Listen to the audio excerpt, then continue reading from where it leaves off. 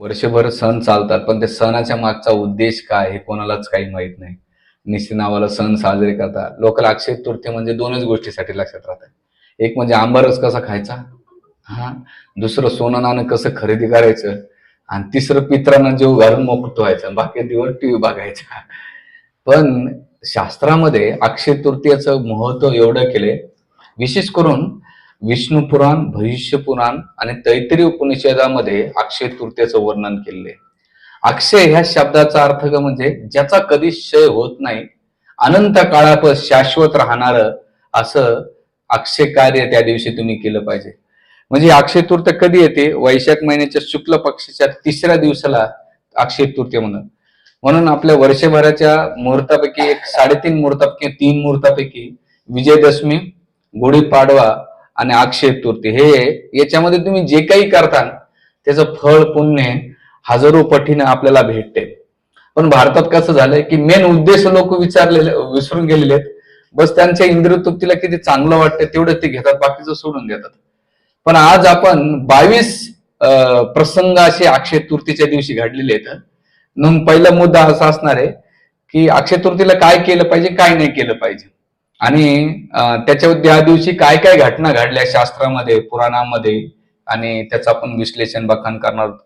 म्हणून कोणतेही कार्य जर पाहिलं गेलं तर ते अनंत काळापासून राहिलं अक्षय. आता जर तुम्ही सोनं घेता, घर घेता, गाडी घेता, किती वर्ष टिकेल? आपले शरीर जास्त काळ टिकत नाही. 70-80 वर्षानंतर ते जर होतं, ते एक दिवस या शरीराला सोडून द्यावं. म्हणून तुम्ही गाडी घेतात, ती बी काही 40-50 वर्षानंतर खटरावून जातं. सोनं घेते ते बदलतं, कोणातरी दुसऱ्याकडे जात आहे. त्याच्यानंतर घर असो, वस्तू असो, ह्या अक्षय राहत नाहीत. लोकांना गैरसमज राहतं की त्या दिवशी घेतला अक्षय राहतं. अक्षय काय अशी गोष्ट आहे की ती शाश्वत काळापर्यंत राहते, ते आपल्याला समजणं महत्वाचं आहे. म्हणून ह्या गोष्टीच्या महत्वाचं की हे कार्य महत्वाचं नाही. लोक जसं मी पाहिलं, दसऱ्याच्या दिवशी गाड्या का धुतात कोणालाच काही माहित नाही. सगळे गाव धुतं म्हणून मी धुतो. पण दसऱ्या दिवशी काय केलं पाहिजे कोणाला माहित नाही. गुढीपाडव्याच्या दिवशी काय, साखरेच्या कडे खायला भेटतात, साखरेचे बत्तेसे असतात, गळ्यात घातलं की झालं. पण ते आणि तसंच अक्षय तृतीया, आंबरस खाल्ला पाहिजे, त्याच्या विरोधात नाही. महत्वाचं काय की त्याचा मागचा उद्देश, आपल्याला त्याचा पर्पज समजणं. जोपर्यंत पर्पज क्लिअर नसेल तर आपला अंधाधुंदी धार्मिक चालू आहे, आणि त्याचा मागचा जो मेन उद्देश आहे तो आपल्याला साफल्य किंवा सिद्धी प्राप्त होणार नाही. म्हणून ह्या अक्षय तृतीया आध्यात्मिक याच्यामध्ये, विशेष करून याच्यामध्ये जे तुम्ही काही व्रत कैवल्य करणार, तर त्यामुळे काय होतंय, तुम्हाला त्याचं फळ भेटणार आणि अक्षय फळ प्राप्ती होते. त्या दिवशी तुम्ही उपास केला किंवा मग काय केलं पाहिजे त्याची लिस्ट नाही का ह्या पुराणामध्ये दिलेलं आहे की दैनिक साधना, तुम्ही जे डेली साधना करतात, देवधर्म करतात, तर त्या दिवशी तुम्ही नुसतं शरीरानं न करता मनाने केलं. बऱ्याच वेळा भारतामध्ये काय होतात, लोक शारीरिक गोष्टीनं खूप करतात, म्हणजे उपास धरणं, बिना चपलाचं चालणं किंवा जमिनीवर झोपणं, शारीरिक खूप कसरत करतात. पण मानसिक अवस्था ती जास्त विकसित केली पाहिजे, आणि आपली चेतना आणि आपलं मन भगवत भक्तीत किती किंवा भगवंताच्या चरणाशी कसं लावला त्याचं फळ जास्त भेटते. लोक बाह्य, आता मी पाहिलं कोणताही कार्यक्रम असलो तो एकच कलरचे साड्या घालतात, एकच कलरचे ड्रेस, टोप्या घालतात, आणि काहीतरी ते मोठा इव्हेंट करतात. त्यांना असं वाटतं की आम्ही लय मोठे धार्मिक आहेत, आणि दान धर्म, शेवटी भांडारा खाऊन निघून जातात. जसं मी मध्यंतरी रामनवमीचा कार्यक्रम झाला होता. तर रामनवमीच्या कार्यक्रमाला मी एका मंदिरात नाही का काय ठेवलं, कीर्तन ठेवलं होतं हरिकृष्णाच्या भक्ताने, चालू आदल्या दिवशी.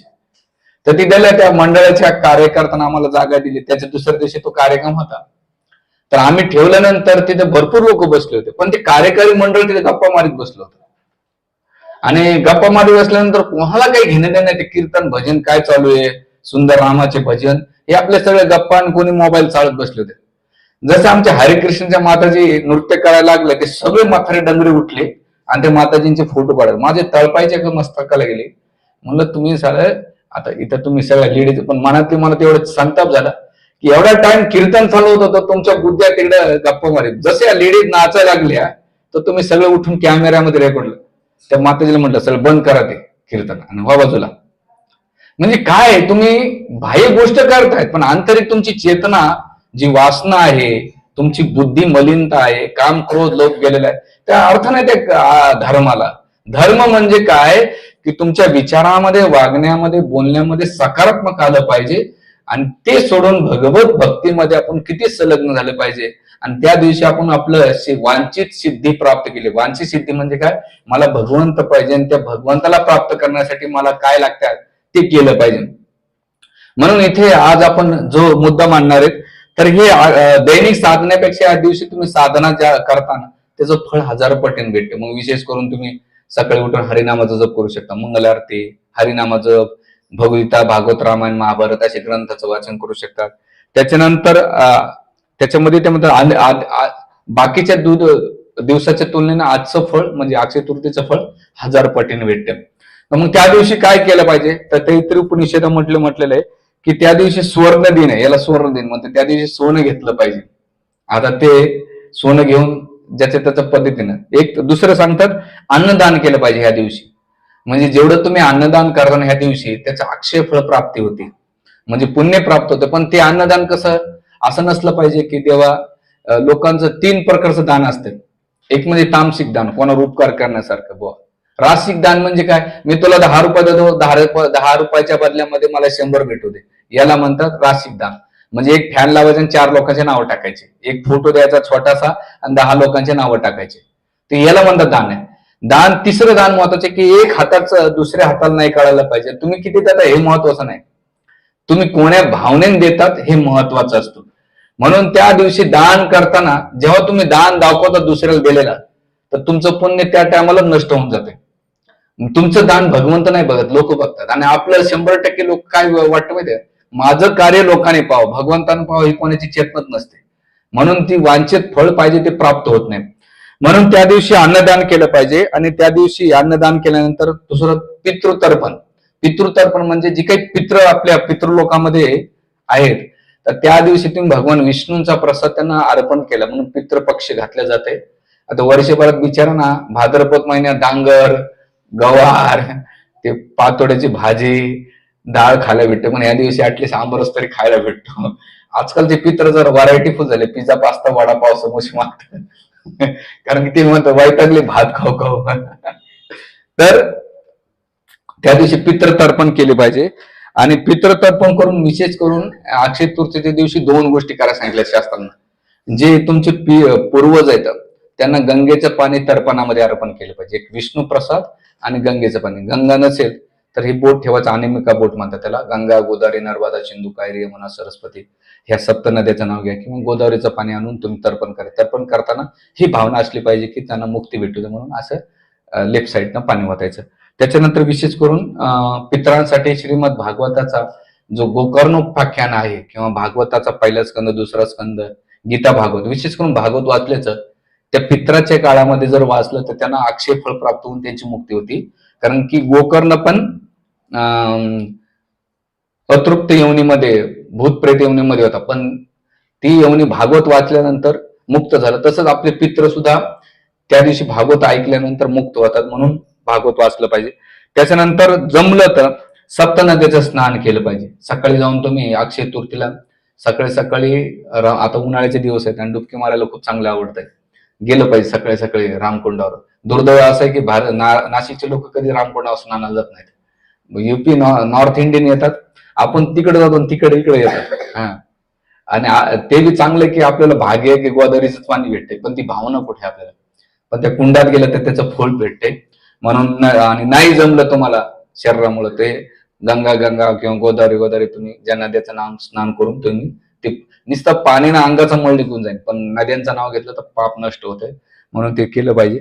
त्याच्यानंतर विशेष करून गाय वासरू येतात, त्यांना काय केलं पाहिजे, गवत खाऊ घातलं पाहिजे, किंवा हरभऱ्याची डाळ किंवा गुळ आपल्या पूर्वजांच्या नावानं किंवा पुण्यप्राप्तीसाठी किंवा तिच्या प्रसन्नासाठी, ती काम होईल तिला दिलं पाहिजे. त्या दिवशी तुम्ही तिला गाईला गवत्याची पेंडी किंवा हरभऱ्याची डाळ, गुळ, असं नाही की रात्रीच्या शिळ्या चपात्या आणायच्या भात 2-4 दिवसात, त्यांना पाप लागत, उलट ते नाही खाऊ घातलं पाहिजे. थोडंच खाऊ घाला पण क्वालिटी खाऊ घाला.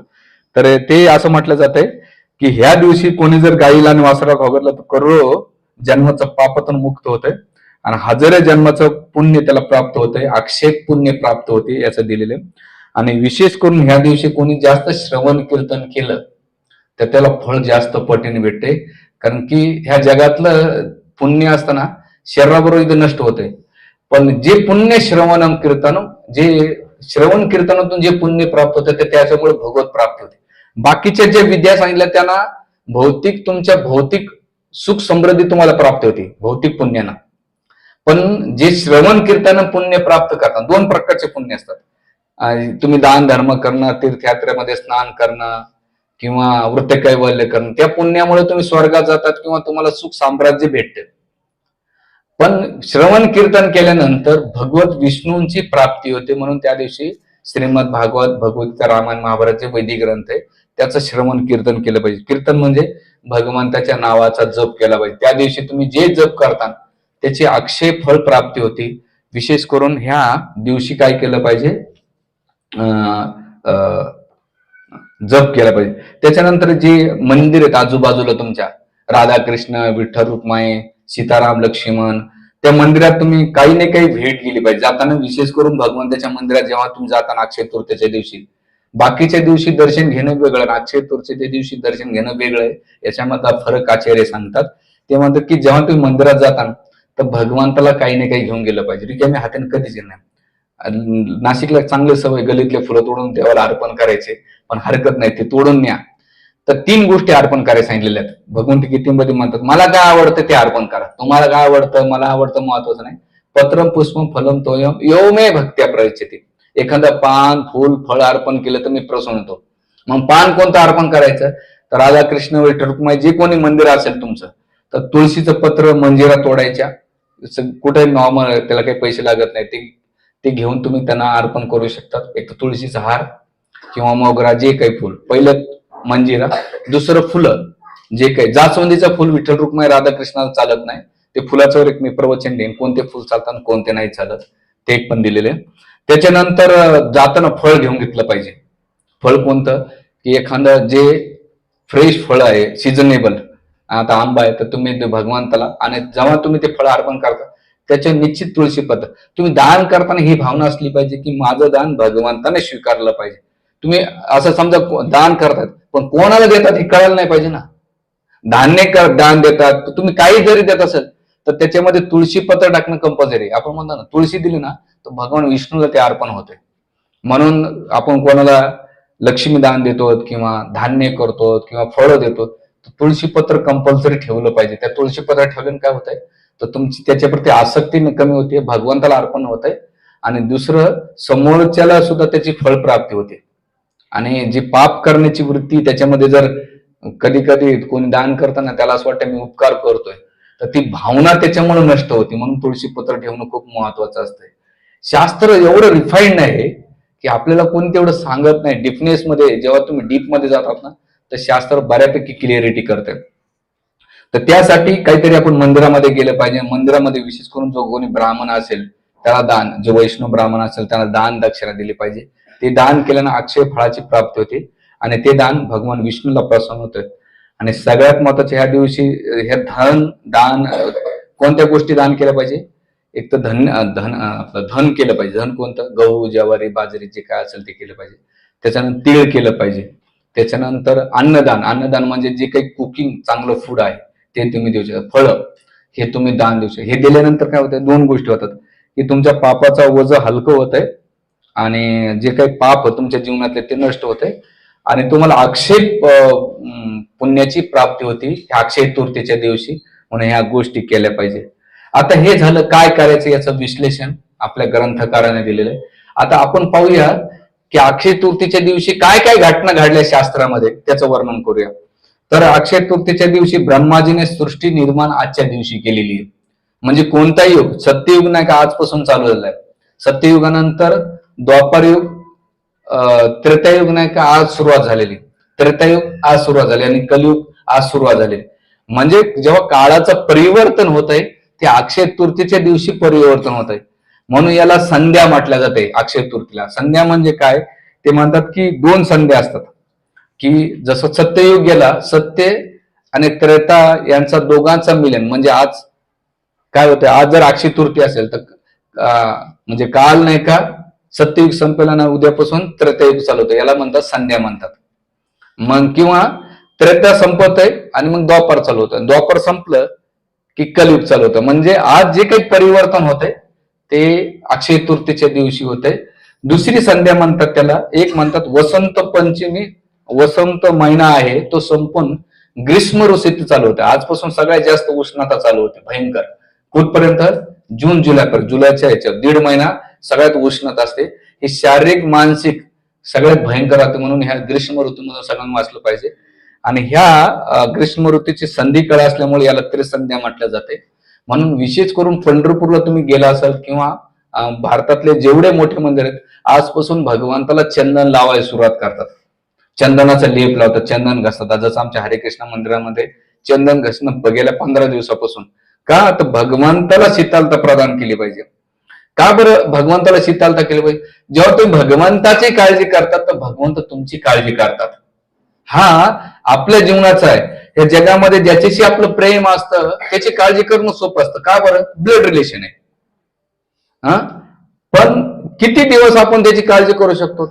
कोणती आई असो, बहीण असो, भाऊ असो, आई वडील असो, माता पिता असो, जोपर्यंत शरीर आहे तोपर्यंत प्रेम आहे. पण एकदा शरीर सुटलं, जन्माच्या पहिले तुमचे संबंध होते आणि मृत्यूनंतर कोणी त्याच्या सोबत जात नाही, रड पडणार 8-15 दिवस. लेटेस्ट मध्ये मी घटना, आमच्या भक्ताचा मुलगा टाकीत मायदारा म्हणून ठिकाण आहे, त्या ठिकाणी मुंबईला येतात तर त्याला उष्णघाताचा झटका आला आणि 13 वर्षाचा मुलगा वारला. आई वडील एकदम असे हातबोल होऊन गेले. आता वडील नॉर्मल झाले, आई थोडीशी याच्यामध्ये. तर मी या जगामध्ये विचार करतो, किती मनुष्य शोक करतो, विलाप करतो, पण शेवटी जीवात्मा जातो, पण त्याच्या मागे कोणी जाण्याची तयारी ठेवत नाही. प्रत्येकाला त्याच्यापेक्षा आपला जीव खूप प्रिय आहे. म्हणून इथे आपण जेव्हा, याचा अर्थ हे नाही की त्यांना आपण प्रेम नाही करायचं, पण सगळ्यात जास्त जेव्हा भगवंताची चिंता करतात, भगवंताची काळजी करतात, तेव्हा ते खरं प्रेम आणि भक्ती म्हटल्या जाते. म्हणून भक्त प्रेमाने त्यांना चंदन अर्पण करतात. ह्या दिवशी चंदन अर्पण करण्याचं महत्व आहे. म्हणून इथे सगळ्या मंदिरामध्ये चंदन लावलं जातं. तिरुपती बालाजी, सिंहाचलनचं एक वैशिष्ट्य असं आहे की वर्षभर भगवंताला कमी 450 किलोचं चंदन नाही का लावलं जातं वर्षभर. एकमेव अक्षय तृतीयेच्या दिवशी त्या बिना चंदनाचं दर्शन होतं, भगवान विष्णूंचं दर्शन होतं, नरसिंहदेवांचं दर्शन होतं. ते चंदन भक्तांना वाटलं जाते. येऊन तिरुपती बालाजी, पंढरपूरला जातात भगवंताला पांडुरंगाला चंदन लावलं जाते अक्षय तृतीयेची. हा एक मुद्दा झाला आज अक्षय तृतीयेची. दुसरी घटना झाली की देवतांमध्ये जे खजिनदार पद होतं ते कुबेरला आज देण्यात आलं अक्षय तृतीयेच्या दिवशी. म्हणून अक्षय तृतीयेच्या दिवशी लक्ष्मी आणि कुबेरची पूजा केली, त्याला अक्षय फळ प्राप्त. म्हणून बघा ते कलश दाखवलं जातं ना, सगळे नोने सोने नाणे पडतात. का बरं पडतात? तर लक्ष्मी देवीने ते डिपार्टमेंट देवतांना, कारण मेन ट्रॅजेडी कोणाकडे? लक्ष्मी देवीकडे. लक्ष्मी देवी म्हणते देव देवतांना की तुमच्यामध्ये कोणतरी खजिनदार पाहिजे, म्हणून कुबेरला आज नियुक्त केलं जातं अक्षय तृतीयेच्या दिवशी. आणि ते पद देऊन कुबेर काय करतात? त्या धनाची सगळ्या देवी देवतांना वाटप करतात, म्हणून कुबेरची पूजा केली जाते. त्याच्यानंतर आज विशेष करून गंगा अवतरण झालेले आहे. म्हणून गंगा सागरमध्ये गंगा मेला किंवा गंगा सागरचा मेला नाही का अक्षय तृतीयेच्या दिवशी. नॉर्थ इंडियन बंगाली लोक गंगा सागरला किंवा सगळ्या भारतातले लोक तिथे स्नान करायला जातात. गंगाचा आणि सागराचा जो संगम झालाय तो अक्षय तृतीयेच्या दिवशी झालाय. त्या दिवशी कोणी गंगा सागरला जाऊन स्नान करतोय त्याला हजारो पुण्याची प्राप्ती होते. गंगेचा जे पाठ आपल्या नाशिकला गोदावरी आहे, गोदावरीमध्ये जाऊन तुम्ही ते स्नान करू शकतात. तर गंगा कशी प्रगट झाली? जेव्हा सगर महाराज होते, सगर महाराजांनी 60,000 पुत्र होते आणि ते यज्ञ करीत असताना त्यांचा घोडा इंद्राने चोरून तो कुठे ठेवला?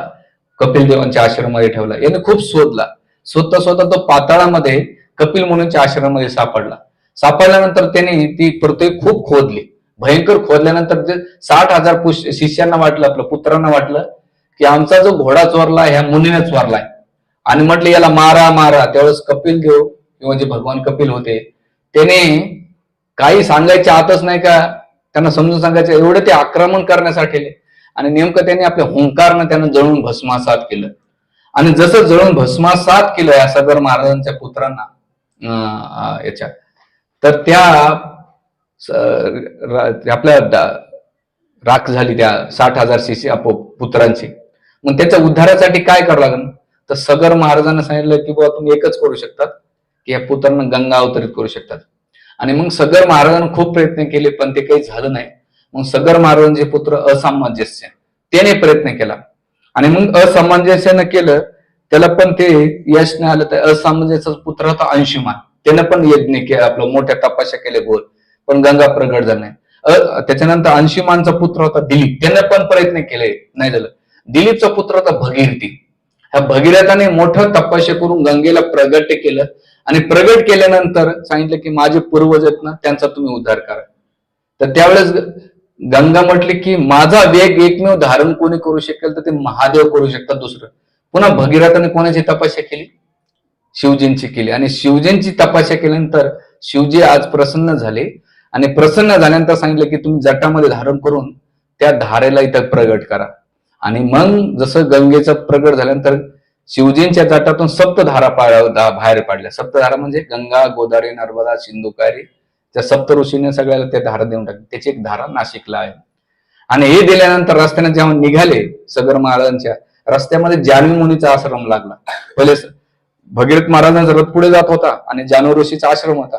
तर आश्रम मध्ये सगळं पाणी शिरल्यानंतर जानवी मुनीला राग आला. राग आल्यानंतर त्याने गेलं रागाच्या भरामध्ये सगळ्या गंगा पिऊन टाकली. योगिक शक्ती होती. तर भगीरथ महाराजांनी पुन्हा विनवणी केली, अहो माझ्या पूर्वजांचा उद्धार बाकी आहे, तुम्ही काहीतरी करा. आणि मग त्यांनी याचना केल्यानंतर प्रसन्न होऊन त्यांच्या कानातून ती गंगा प्रगट झाली, म्हणून गंगेचं नाव पडलं जानवी. आजचा दिवस ते जानवी. आणि मग ती जानवी पुढे जात जात नाही का, आज अक्षय तृतीयेच्या दिवशी आपल्या पूर्वजांना काय केलं, त्या जो राखेचा ढीग होता त्याला मुक्तता केली, आणि तिथून गंगेच्या पाण्यानं स्पर्श करून ते आपल्या लोकांमध्ये निघून गेलेले. म्हणून आपल्या त्या दिवशी तर्पणाला मी पहिल्याच मुद्दा सांगताना की गंगेचं पाणी का तर्पण करायचंय, की आपले जे पूर्वज कुठं ना कुठं कोणत्या तरी येवणीत भटकत राहतात, आणि ते जर आपण त्यांना मुक्ती नाही दिली तर मग आपल्याकडे पितृदोष लागतो. मग आपण इकडे जाय, सगळं जाय, तिकडे जाय. तर त्या पितृदोषातून भले ते कसे वागू आपल्यासोबत तो वेगळा विषय, पण ऍटलिस्ट आपल्याला जसं मला हा अनुभव भरपूर वेळा आलाय. एक सून, मला ते 2-4 काय माहित नेमकं माझ्यासोबतच असं घडावं काय माहित आहे. एक सून म्हटली, महाराज माझ्या सासू लय त्रास दिला मला का झालं? म्हणले तुम्ही म्हणतात ते पित्र घालव, मग मी तिला तर जीव घालणार नाही. म्हणलं आता ती मेली, आता मेल्यानंतर तर वैर सुटलं पाहिजे. ती चुकीची वागली, तू चुकीचं, तिच्यातून तुझ्यात काय फरक राहिला बाई? अरे म्हटलं माणसानं ते मेल्यानंतर तर ती दुश्मनी नसली पाहिजे. बरं तू आज नाही करणं, पण उद्या तुझ्या मुलाबाळाला पितृदोष लागला तर कर काय? मग महाराज घालते बरं. म्हणलं घाल बाई, ऍटलीस्ट भीती पोटी का. म्हटलं तू चांगली जीव घाल बरं, एखादी तिला डाळीचं पाणी नको पाजू. असं समज की तुझी सासू तिला तूप टाकून असं खुश कर, तुझी सासू वाटली बाई आशीर्वाद, माझी सून आता ले सुधारली. खाऊ घाल ना, सासू सासर काय फरक पडतो? तुझी सासू थोडी शेजारी बाई आई, खाऊ घाल तिला चांगलं कपडा लाता दे. आता असे व्हरायटी लोक भेटतात. सांगायचं म्हणजे की केलं तर चांगलं केलं पाहिजे. म्हणून हे जो प्रसंग घडलाय तो गंगेचं पाणी त्यानं तर्पण केलं, आणि तो प्रसंग उद्धार करण्याचा प्रसंग आज अक्षय तृतीयेच्या दिवशी घडलेला आहे. त्याच्यानंतर आज परशुराम, भगवान परशुराम आहेत ना, जे रोहिणी आपलं रेणुका सूत, त्यांचा जन्म सुद्धा आज झालेला आहे. आणि त्याचा प्रसंग असा, तुम्हाला सगळ्यांना ती कथा माहित आहे, मी थोडक्यात जास्त विश्लेषण मध्ये जात नाही, की जेव्हा कार्तिवीर्य अर्जुन नाही का त्यांच्या आश्रमामध्ये आला, जमदग्नी ऋषी त्याच्या कोणती गाय मागत होती, ती दिली नाही गेली, आणि मग त्या रागाच्या भरामध्ये त्यांनी काय केलं, बरंच युद्ध झालं. तर हे जे कार्तिवीर्य अर्जुनाने काय केलं, जमदग्नी ऋषींचं मस्तक छाटल्यानंतर ही बातमी कळाली. छाटल्यानंतर तिने काय केलं, आपलं 21 वेळा छाती पिटली. हे भविष्यपुराणामध्ये प्रसंग येतो आणि श्रीमद भागवतामध्ये पण येतो. 21 वेळानंतर जेव्हा तिने आवाज दिला, परशुराम आले, आणि आल्यानंतर विचारलं काय झालं, तर म्हणजे पिताचं असं केलं. तर ते प्रतिज्ञा घेतात. का बरं प्रतिज्ञा घेतात, की मी 21 वेळा क्षत्रियांचा निसहार करेन. आणि का बरं 21 वेळा, तर त्यांच्या आईने 21 वेळा छाती पिटली होती, म्हणून त्यांनी 21 वेळा प्रतिज्ञा घेतली आणि क्षत्रियांचा केलं. त्या क्षत्रियामध्ये दशरथ महाराज होते. त्याने जेव्हा कधी जायचे तर एकच नारी कवच मध्ये राहायचं, त्यांना मी मुक्त करेन. म्हणून दशरथ महाराजांनी किती लग्न केले? 350 वेळा आले होते, 350 लग्न केले. आणि 3 बायका प्रमुख, 353. कोणत्या? कौशल्या, सुमित्रा आणि कैकेयी. तर हा एक प्रसंग घडला. आणि मग परशुरामाने काय केलं, क्षत्रियाचा निस्सार करून आज ते केलेले, हा एक प्रसंग घडलेला आहे. त्याच्यानंतर पुढचा प्रसंग घडलेला आहे, दुर्गा देवी आज प्रगट्य झालेली आहे. त्याने महिषासूर मर्दिनीचा वेगवेगळ्या कल्पामध्ये ते पण योगमायाचा विस्तार करून महिषासूर मर्दिनी वध केलेला आहे. तो प्रसंग आज घडलेला आहे. त्याच्यानंतर भगवंताचा हैग्रीव अवतार झालेला आहे, ज्याने वेदाचं ज्ञान दिलंय ब्रह्माजीला आणि ज्ञान देऊन वेदाची पुन्हा स्थापना केली, तो प्रकट झाले. त्याच्यानंतर अन्नपूर्णा देवी म्हणून अन्नदान काय सांगितलं जातं ना, तर अन्नदेवी जी आहे अन्नपूर्णा देवी, तिचं प्रागट्य अक्षय तृतीयेच्या दिवशी झाले. म्हणून कोणी वर्षभर अन्नपूर्णा देवीची पूजा प्रॉपर करत नाही. अन्नपूर्णेची देवीची पूजा कशी होते, जेव्हा तुम्ही दान करता, दुसऱ्याला अन्न खाऊ घालतात, तर ती पूजा म्हटल्या जाते. म्हणून अक्षय तृतीयेच्या दिवशी अन्नदान केलं पाहिजे, त्यामुळं अन्नपूर्णा देवी प्रसन्न होते. त्याच्यानंतर अक्षय तृतीयेच्या दिवशी श्रीमद भागवताची रचना अक्षय तृतीयेच्या दिवशी केलेली आहे, हे पण वर्णन आहे. आणि सगळ्यात मोठा प्रसंग घडलाय श्रीमद भागवतामध्ये जो फेमस आहे. भगवान कृष्णाने जो मित्र कोण आहे, सुदामा, तर सुदामा भगवान कृष्णाला भेटण्यासाठी काय घेऊन गेले, पोहे, कच्चे पोहे थोडेसे शेजारी पाजारी, आणि ते दोघांची भेट झाली. त्याची स्टोरी खूप सुंदर आहे, वेळेच्या अभावी आपण एवढे घेत नाहीत. तर त्या दोघांची भेटेचा प्रसंग अक्षय तृतीयेच्या दिवशी झाली. आणि भगवंत म्हणतात की तू आज ह्या तिथीला मला थोडेसे पोहे दिले, मी तुझं ऋण कधीच फिटत नाही. मी तुला एवढं अक्षय धन देतो की तुझी पुन्हा कल्पना होणार नाही. आणि पाहायला गेलं तर सुदामजी मागाय गेले नव्हते. सुदामजी एक म्हणत यायचे, कोण मागाय गेलं होतं, त्यांची पत्नी सांगितली की तुम्ही जा तुमच्या द्वारकाधीश भेटायला. ते म्हटलं की छोट्या गोष्टीसाठी माझ्या मित्राला मागायला कशाला जाऊ, पण मला माझ्या बालपणाचा मित्र आहे त्याला भेटायला गेलं पाहिजे, त्याचं दर्शन घेतलं पाहिजे. आता तो मोठा द्वारकाधीश झालेला आहे आणि माझ्या जीवनाची सफलता या भावनेने गेले. आणि मग इथं प्रसंग आपल्याला शिकायसारखा की जेव्हा तुम्ही भगवंताकडे जाता न मागता भगवंत तुम्हाला देतात. जेव्हा तुम्ही मागण्याच्या भावनेने देवाकडे जातात ना, तर भगवंत तुम्हाला देत नाहीत. भगवंत एका माता पित्याप्रमाणे, माता पिता काय करतात, आपल्या मुलांना काय गरजेचं आणि काय गरजेचं नाही, काही मुलांना न मागता सुद्धा देतात तुम्ही. तसंच भगवंत आहे, सुदामानं न मागता दिला, पण आपल्याला काय घंटा ठेवली की भगवंताला टेन्शनच येत असं ना, त्यानं घंटा वाजवली, हा काय लिस्ट काढून देव जाणे बुवा. हा, आणि किती जण घंटे वाजवतात, प्रत्येकाच्या घंटेमध्ये भगवंत आणखीन टेन्शन, अरे याची वेगळी याची वेगळी. बरं एका घंटेमध्ये कळतंय ना. मला कधी कधी थोडं परेशान होत आहे, समजा तुमच्या घरामध्ये बेल आहे, कोणी येऊन सारखं सारखं वाजवलं, तुम्ही चिडणार का नाही? चिडणार का नाही? हा, हो.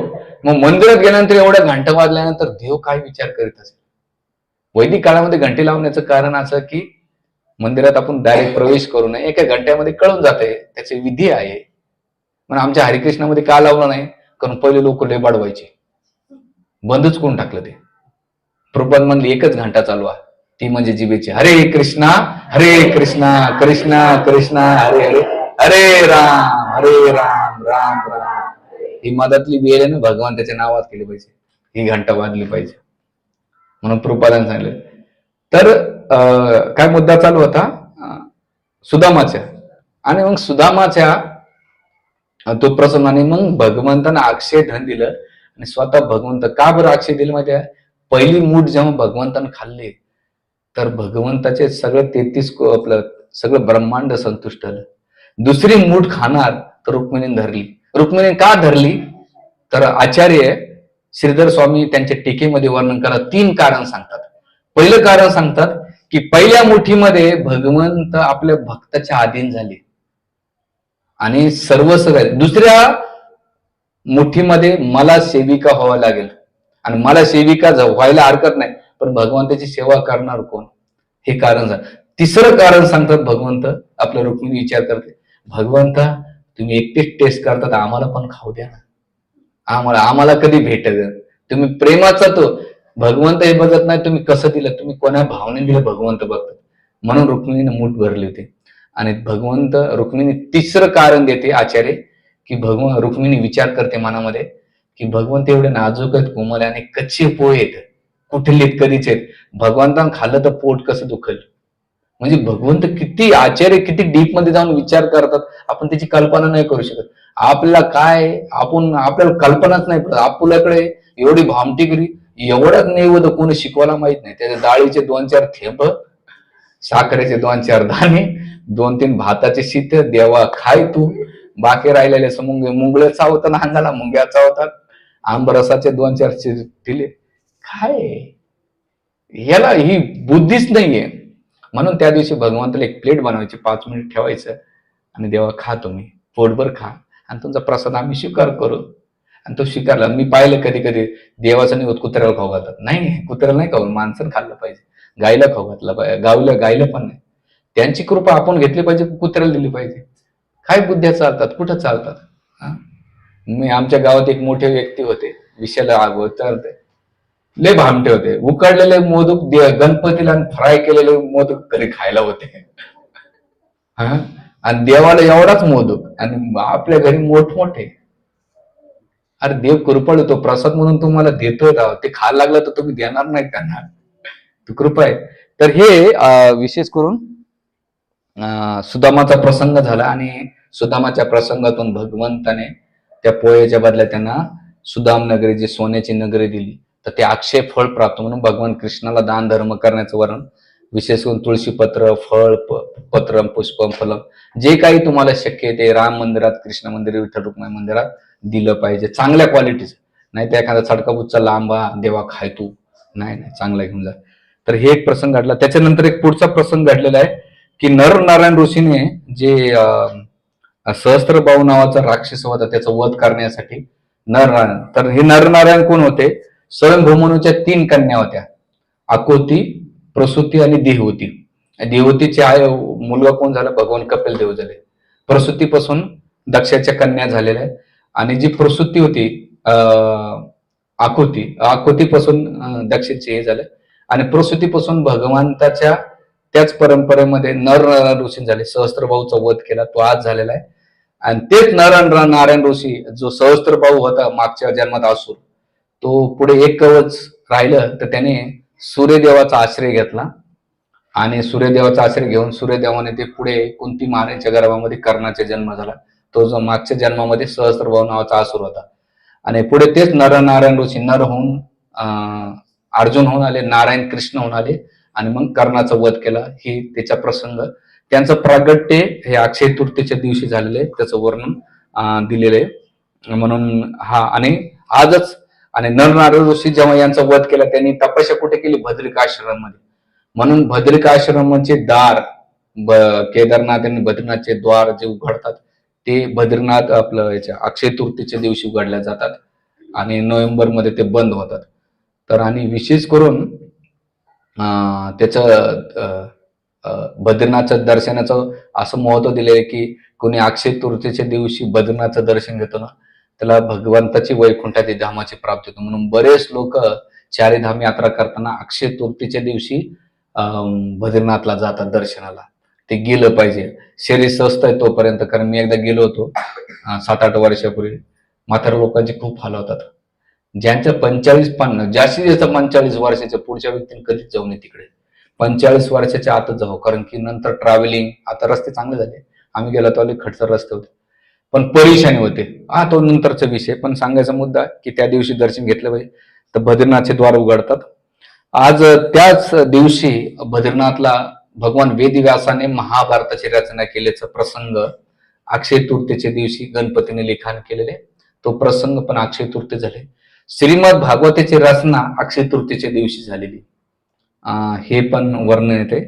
त्याच्यानंतर विशेष करून महाभारतामध्ये जेव्हा पांडव वनवासात गेले आणि वनवासात गेल्यानंतर त्यांच्याजवळ 60,000 ब्राह्मण होते. तर युधिष्ठिर महाराजांना चिंता होती की ह्या ब्राह्मणाला भोजन कसं अर्पण करायचं. तर त्या चिंता दूर करण्यासाठी युधिष्ठिर महाराजांनी ऋषीमुनीला विचारलं काय करायचं. तर ते म्हणले की द्रौपदीने सूर्यदेवाची उपासना केली तर सूर्यदेव तुम्हाला काहीतरी देते. म्हणून द्रौपदीने सूर्यदेवाची उपासना केली आणि सूर्यदेवाने उपासना प्रसन्न होऊन त्यांना अक्षय पात्र प्रदान केलं. आणि अक्षय पात्र प्रदान केल्यानंतर त्याच्यात एक नियम ठेवलाय की जोपर्यंत तुमच्या अतिथी ते जेवढे आहेत त्यांना भोजन करायचं. आणि जेव्हा द्रौपदी शेवटला सगळ्यांना अर्पण केल्यानंतर जेव्हा ती खाईन तेव्हा त्याच्यातलं अन्न काय होईल? बंद होऊन जाईल. म्हणून तो प्रसंग अक्षय तृतीयेचं जो पात्र आहे ते आज अक्षय तृतीयेला भेटलं म्हणून अक्षय पात्र म्हटलं जाईल. त्याचं दर्शन घ्यायचं असेल, आचार्य म्हणतात मध्वाचार्य पाद उडुपी कृष्ण आहे जे तिथे तुम्हाला ते पाहायला भेटतं महाभारताच्या काळी. आज बी कोणताही काळ राहू दे तिथं 24 तास जर तुम्ही गेलात भंडारा तर ते कधीच बंद पडत नाही. एवढं सुंदर अन्न भंडारा ते अक्षय पात्राचं चालतंय. तर हे अन्नदानाचं महत्व अक्षय पात्राचं वर्णन केलेलं आहे. आणि त्याच्यामधून जो प्रसंग घडला अक्षय पात्राचा दुर्वासा मुनी आले कोणाकडे? द्रौपदीकडे. काय आलं तर दुर्योधनानं सांगितलं की माझ्या भावाचा तुम्ही काय करा, आदरातिथ्य स्वीकार करा. आणि मग दुर्वासा मुनी गेल्यानंतर 60,000 शिष्यांसोबत गेले आणि ते म्हणले आम्हाला खूप भूक लागली. तर द्रौपदी चिंताग्रस्त झाली की 60,000 लोकांना आता अक्षय पात्रात अन्न बंद केलं, द्यायचं कुठून? ते म्हणले की तुम्ही काम करा, संध्या करून या दुपारचे, तोपर्यंत आम्ही काय करू. आणि मग द्रौपदीने तळमळतेने भगवंताला पुकारलं, तेव्हा भगवंत तिथे द्वारकाधीश आले आणि म्हणले सखे, कारण द्रौपदीला ती बहीण मानायची आणि सखे मानायचे, म्हणून द्रौपदीचे एक आणखी नाव आहे कृष्णा. आणि हे कृष्ण आणि कृष्णामधला फरक आहे. मला काहीतरी भूक लागली, काहीतरी खायला दे. म्हणजे भगवंत काहीच नाही खाल्लं. ते म्हणजे अक्षय पात्र घेऊन ये. आणि आचार्य म्हणतात शाक्ताचा किंवा शीताचा एक कण होता आणि भगवंताने टाकला ते आपल्या जीवेवर आणि सगळे 60,000 शिष्य तिथून तृप्त झाले. त्याचा प्रसंग तो जो अक्षय पात्राच्या दिवशी झालाय. म्हणून असं म्हटलं जातं की भगवंताला तुम्ही अक्षय पात्राच्या दिवशी थोडस जरी अर्पण केलं तर भगवंत प्रसन्न होतात. ह्या सगळ्या स्टोऱ्या कुठं ना कुठं कनेक्ट झालेल्या आहेत. ह्या कुठं काही सेंटिमेंटल नाही येत म्हणून हा प्रसंग घडलेला आहे. त्याच्यानंतर द्रौपदीची रक्षा जे असं सभा झालेली त्या अक्षय पात्राच्या दिवशी भगवान कृष्णाने रक्षण केलेले. त्याचा प्रसंग कसा घडलेला आहे? एकदा भगवान कृष्ण आणि सुभद्रा आणि द्रौपदी बसले होते, तर भगवंत फळ कापत होते. आता ही महाभारतात स्टोरी नाही, पण मध्वाचार्य पाहत त्यांच्या आचार्यांच्या टीकेमध्ये वर्णन करतात ते की एकदा फळ खाता खाता भगवंताला बघायचं कोण्या बहिणीचे जास्त माझे प्रेम. भगवंताचं शरीर सच्चिदानंद स्वरूप आहे, ते असं रक्त येत नाही त्यांचं. ते नखापासून तर शिखपर्यंत शाश्वत आहे. आपलं रक्त मासानं भरलंय शरीर, भगवंत शाश्वत.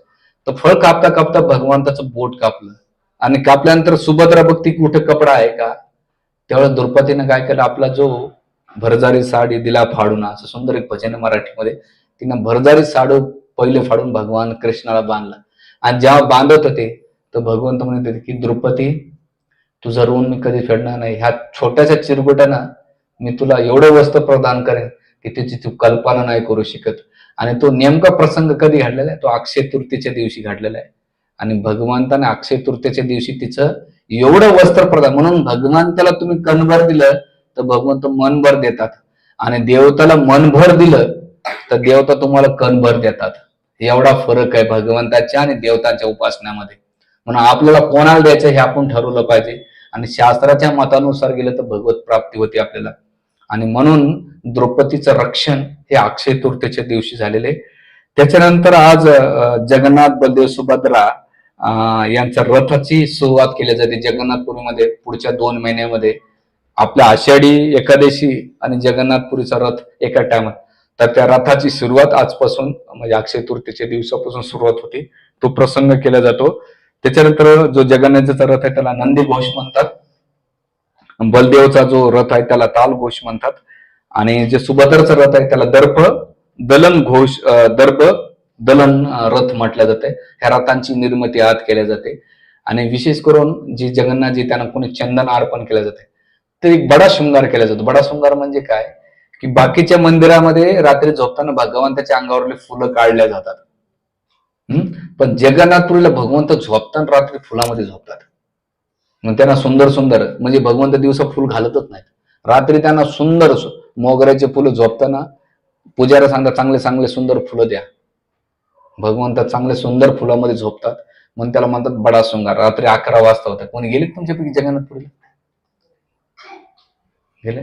बाकीचे कसं व्हायचं? ड्युट्या करू करू मरून चालला जा, काय घेऊन जाणार नाही तर आजारी पडला तर 5-50 हजार रुपये असा झटका बसतो. 4 लोक ऍडमिट होतात.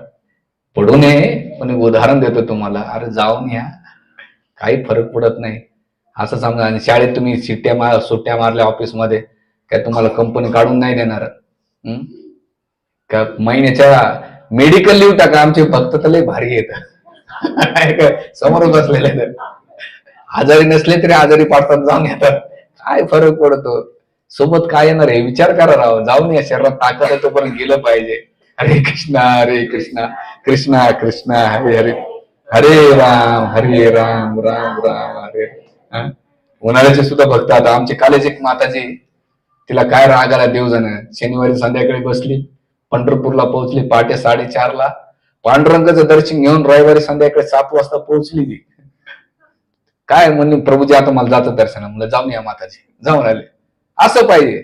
तुम्ही प्लॅनिंग करतात, प्लॅनिंग केल्यानंतर होतच नाही. म्हणून निघालं पाहिजे. कसं होईल भगवान माहेर जाताना आपण टर्म्स कंडिशन, ज्या ठिकाणी आवडीचे ठिकाण असेल आपण तिथे सुविधा नाही बघत. तुमच्या घरी सुविधा आहेत पण आनंद नाहीत. पण तीर्थयात्रेमध्ये सुविधा नाहीत, सुविधा नाही आहेत पण आनंद आहे. तुम्हाला काय घ्यायचं, सुविधा घ्यायचा आनंद घ्यायचा, ते तुम्हाला ठरवा. तर हे भक्ती आहे, म्हणून इथे दिलेले. आजपासून चंदन यात्रा होते आणि चंदन यात्रेचा आपल्या घरात लड्डू गोपाल असेल, राम असेल, तर तुम्ही थोडस चंदन घसून नाही का भगवंताच्या अंगाला लावलं पाहिजे. शीतलता प्रदान केली पाहिजे. शीतलता का दिली पाहिजे? कारण आपण ह्या भौतिक संसाराच्या 3 क्लेशामध्ये एवढे भाजले जातो, एवढे वरपळले जातो. तर आपल्या जन्ममूर्ती चक्राची जी अग्नी आहे त्याला थंड करायचं असेल तर भगवंताला शीतलता करणं खूप महत्वाचं आहे. तो प्रसंग पण आजपासून चंदन यात्रा चालू होते. त्याच्यानंतर विशेष करून प्रल्हाद महाराजाला जे हिरण्यकशिपूने वरदान दिलं होतं, हिरण्याक्षीचा वध झाला होता, तो आज झाला होता. आणि भगवान नरसिंहदेवाने प्रल्हादाला जे काही वरदान दिलं होतं ते आजच्या दिवशी दिलं होतं, हे शास्त्रामध्ये मत आहे. त्याच्यानंतर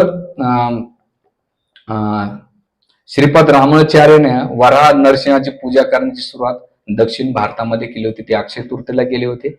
त्याच्यानंतर नवीन निर्माण मंदिर केलं ते सिंहाचल वराह नरसिंह. तर याचा प्रसंग जी उर्वशी आणि पुरुराव राजे नव्या स्कंदामध्ये त्याने ह्या मंदिराची स्थापना केली होती आणि तेव्हापासून वराह नरसिंहाचा चंदन लावण्याची प्रथा आज बी आहे. तर ते चंदनाचं महिमा वर्षातून एकमेव दर्शन होतंय, त्याचा प्रसंग आहे. तुम्ही वृंदावनला गेला असाल तर बाकी बिहारीचं मंदिर आहे, वर्षभर बाकी बिहारीच्या चरणाचं दर्शन होत नाही.